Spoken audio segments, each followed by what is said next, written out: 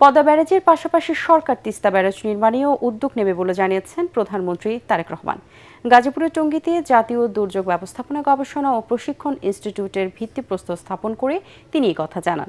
বাংলাদেশে দুর্যোগ প্রবণ দেশ উল্লেখ করে প্রধানমন্ত্রী বলেন, এর সঙ্গে তাল মিলিয়ে বসবাস করতে হবে। প্রধানমন্ত্রী আরও বলেন, যে কোনো দুর্যোগ মোকাবেলায় জনগণকে সচেতন করা সহ জানমাল রক্ষায় প্রয়োজনীয় প্রস্তুতির উদ্যোগ নিচ্ছে সরকার।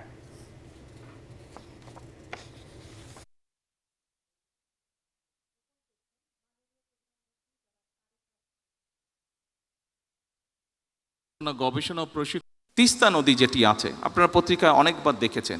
অনেকে অনেক কথা বলতে পারে, সস্তা জনপ্রিয়তার জন্য অনেক কথা অনেকে বলতে পারে, তবে আপনাদের সকলের সামনে আজকে আমি পরিষ্কার একটি কথা বলে যাই, ইনশাল্লাহ এই বিএনপি সরকার পদ্মা ব্যারেজের কাজেও হাত দেবে, ইনশাল্লাহ তিস্তা ব্যারেজের কাজে হাত দেবে। যারা বিভিন্ন বড় বড় কথা বলছে তাদের দেশে পরিষ্কারভাবে বলতে চাই, এই যে আজকে এখানে দুর্যোগ মন্ত্রী বসে আছেন, এই লোকটার নেতৃত্বেই তিস্তায় বিএনপি কর্মসূচি পালন করেছে, যা বাংলাদেশে অন্য কোনো রাজনৈতিক দল করে নাই।